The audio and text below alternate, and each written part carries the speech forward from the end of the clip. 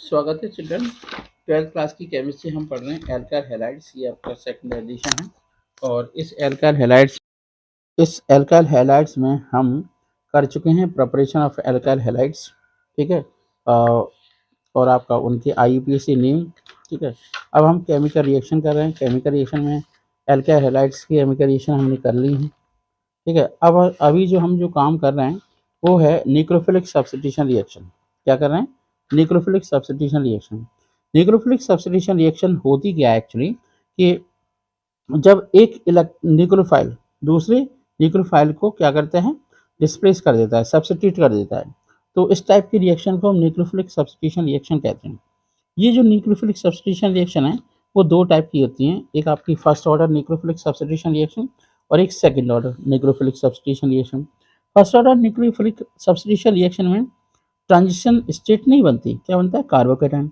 ये आपकी जो रिएक्शन कहीं पर भी आपको देखिए कि ट्रांजिशन स्टेट बन रही, समझो वो सेकंड ऑर्डर सब्स्टिट्यूशन रिएक्शन है, second order nucleophilic substitution reaction है ना। और जो आपका जहाँ पर कार्बोकेटाइन का फॉर्मेशन होता है और वहाँ पर आपका होता है first order nucleophilic substitution reaction. Second order substitution reaction की विशेषता ये होती है कि कार्बोकेटाइन जब बने तो आप जानते हो stability of carbocation tertiary carbocation की होती है। तो अगर हम ऑर्डर देखें, रिएक्टिविटी ऑर्डर का है ना, तो SN2 में अगर हम देखें तो प्राइमरी एल्काइल हैलाइड्स अच्छे से रिएक्शन देते हैं, सब्स्टिट्यूशन रिएक्शन। उसके बाद सेकेंडरी और उसके बाद देते हैं आपके टर्सरी एल्काइल हैलाइड्स। एक और इम्पोर्टेंट बात है कि जो आपके है ना, जो आपके SN1 रिएक्शन है उसमें केवल और केवल एक ही स्टेप होता है और SN2 रिएक्शन में दो स्टेप होते हैं। इससे पहले मैं एक वीडियो बना चुका हूँ, उस वीडियो को आप अच्छे से समझिए। ठीक है। अब हम इस वीडियो के अंदर एक नई चीज़ अलग से डिफरेंट प्रॉपर्टी बताने वाले हैं, वो है शिफ्ट या अरेंजमेंट या रीअरेंजमेंट। तो जो आपके कार्बोकेटाइंस होते हैं, कार्बोकेटाइंस का रीअरेंजमेंट होता है, तो इसे हम इसकी एक यूनिक प्रॉपर्टी कहते हैं। तो सबसे पहले आप इसकी थ्योरी को समझने की कोशिश करिए। नंबर वन बात ये है कि the SN1 reaction proceed through the formation of carbocation. हम जानते हैं जो SN1 रिएक्शन होती है वो केवल कार्बोकेटाइन के फॉर्मेशन से होती है, मतलब टू स्टेप केमिकल रिएक्शन होती है और तभी आपका न्यूक्लियोफाइल सब्स्टिट्यूट होता है। The carbocations have a unique property of a rearrangement. जितने भी कार्बोकेटाइन्स होते हैं उनकी यूनिक प्रॉपर्टी होती है रीअरेंजमेंट की। Carbocations rearrange if they become a more stable, और अगर लेस स्टेबल है तो मोर स्टेबल की ओर जाते हैं, मतलब रिएक्टिविटी तभी होगी जब मोर स्टेबिलिटी होगी। एक और बात कि rearrangement therefore the product formed are different than expected. मतलब ये हुआ आपको लग रहा है कि प्रोडक्ट ये बनेगा लेकिन बन गया कुछ और। इसका मतलब ये हुआ how ever rearrangements cannot occur in SN2 reaction where no carbocation is formed and one step mechanism does not allow any rearrangement। सीधी सी बात है। अब इसका मतलब ये हुआ कि केवल कार्बोकेटाइन के फॉर्मेशन में ही रीअरेंजमेंट हो सकता है। Therefore, if the carbocation formed in a SN1 reaction can rearrange, then SN1 and SN2 reaction of a same alkyl halide build different products. Understand that? Reason ये है, देखो जब कार्बोकेटाइन का फॉर्मेशन होगा तो कभी भी मॉलिक्यूल का इन्वर्जन नहीं होगा। अब ये इन्वर्जन का क्या केस है? इन्वर्जन का केस ऐसे है, मैं आपको समझाने की कोशिश करूँ। जैसे मान लीजिए पहले हाइड्रोजन आपकी इधर थी और सीएल इधर था, ठीक है, समझ रहे हैं। अब OH ने इस साइड में बैक साइड अटैक करता है SN1 रिएक्शन में, तो OH लेफ्ट साइड में है तो आपके तीनों हाइड्रोजन किधर चले जाएंगे? आपके राइट साइड में। इसी को कहते हैं लेटरल इन्वर्जन। मतलब ये आपका इन्वर्जन, इसे बाल्डन इन्वर्जन एक्चुअली बोला जाता है। क्या बोला जाता है? बाल्डन इन्वर्जन। तो मतलब मान लीजिए आपके हाथ में छाता है और छाता हवा भर गई उसके अंदर और छाता ऊपर की ओर हुआ, तो ये छाता है ऐसे कंडीशन में, छाता में हवा भरने के बाद ये कंडीशन, इसी को हम इन्वर्जन कहते हैं। लेकिन ये SN2 रिएक्शन में होती है। अब कार्बोकेटाइन में होती है क्या? शिफ्ट। यही दोनों के अंदर डिफरेंसेस हैं SN1 रिएक्शन और SN2 में। मतलब ये हुआ SN1 रिएक्शन दो स्टेप में होती है, SN2 रिएक्शन एक स्टेप में होती है।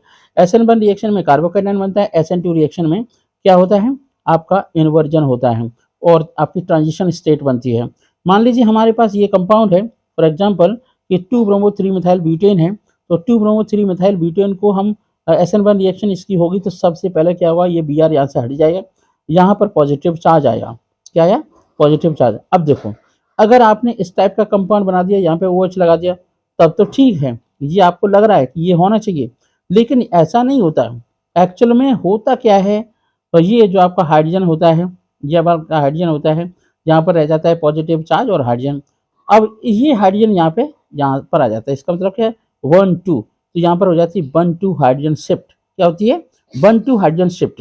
रीजन क्या है कि यहाँ पर अगर हम देखें, इस कार्बन पे देखें, तो इस कार्बन की कंडीशन क्या है, ये कार्बन एक राइट साइड में जो कार्बन है उससे अटैच है और लेफ्ट साइड में अटैच है।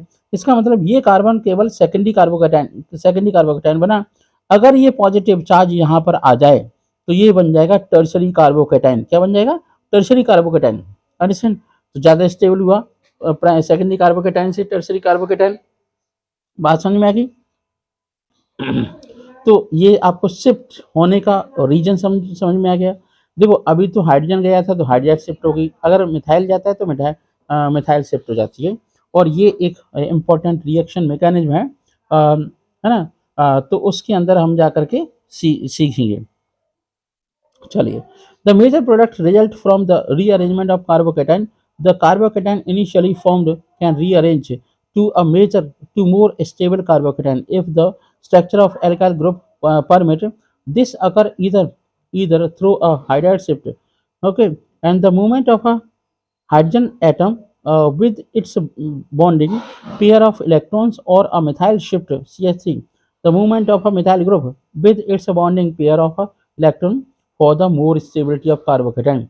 So the above reaction may be represented as, इस रिएक्शन को हम इस तरीके से कार्बोकैटायन की शिफ्ट में, मतलब कार्बोकैटायन के फॉर्मेशन में, कार्बोकैटायन यहाँ पर सेकेंडरी कार्बोकैटायन, यहाँ पर टर्शरी है, और आपका हाइड्राइड शिफ्ट हो गई। अब मेजर प्रोडक्ट्स ये बना, देखो कंपाउंड तो दोनों ही बनती हैं, लेकिन मेजर शिफ्ट हाइड्राइड शिफ्ट की बात होती है। तो secondary carbocation rearrange to tertiary carbocation because tertiary carbocation is more stable than secondary carbocation. This is called a 1,2 hydride shift. Thus, product formed when 2 bromo 3 methyl butane undergo SN1 reaction is different from a product formed under conditions that favor SN2 mechanism. ये अब देखो अंतर हो गया। अब इस बात को यहाँ पर ऐसे समझाया गया है कि मान लीजिए आपका 2 ब्रोमो 3 मिथाइल ब्यूटेन है, वो 2 ब्रोमो 3 मिथाइल ब्यूटेन का SN1 रिएक्शन होगी, तो ये मेजर प्रोडक्ट होगा या आपका माइनर प्रोडक्ट होगा। मेजर और माइनर प्रोडक्ट का मतलब ये हुआ कि जिसके जैसे मान लो 10 लीटर ये बनाया गया टोटल मिक्सचर, उसमें से 8 ये लीटर होगा और ये 2 लीटर ये होगा, ये हो गया मेजर प्रोडक्ट की बात। अगर हम SN2 रिएक्शन की बात करें तो इसमें SN2 रिएक्शन में केवल और केवल जो आपका माइनर प्रोडक्ट बनना है SN1 रिएक्शन में, वो आपका मेजर प्रोडक्ट होगा। वहाँ पर तो कुछ बनना ही नहीं है, एक ही टाइप का प्रोडक्ट बनेगा। तो अब जैसा कंपाउंड आपको बनाना है वैसे रिएक्शन करा दीजिए, ठीक है, ये हमारे हाथ में है।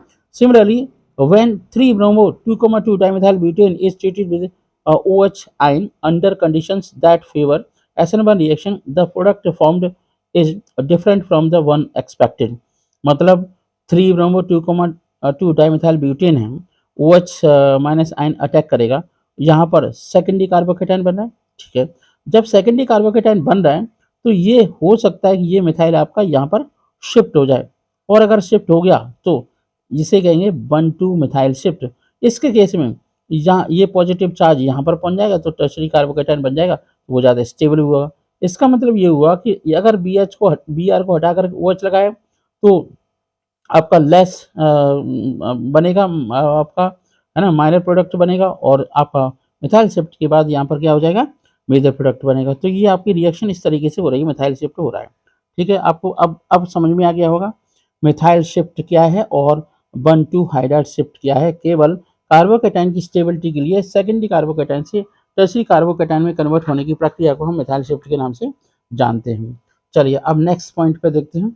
अब आपको समझ में आया क्यों, है ना, SN2 मैकेनिज्म के लिए प्राइमरी, सेकेंडरी और टर्शरी की जो आपकी रिएक्टिविटी है कम होती चली जा रही है। SN1 रिएक्शन के लिए प्राइमरी, सेकेंडरी, टर्शरी रिएक्टिविटी बढ़ रही है, क्योंकि SN1 रिएक्शन होता है कार्बोकैटायन के फॉर्मेशन के केस में। तो मान लीजिए आपका मिथाइल बेंजीन है, मिथाइल कार्बोकैटायन है, मिथाइल कार्बोकेटाइन की रेजोनेंस स्टेबिलिटी आपकी इस तरीके से होगी। चलिए अब नेक्स्ट पॉइंट पे ध्यान देते हैं। Some basic concept about optical activity and optical isomerism. ये एक बिल्कुल नया टॉपिक है, इसे हम नेक्स्ट वीडियो में डिस्कस करने वाले हैं। Thank you so much, have a nice day.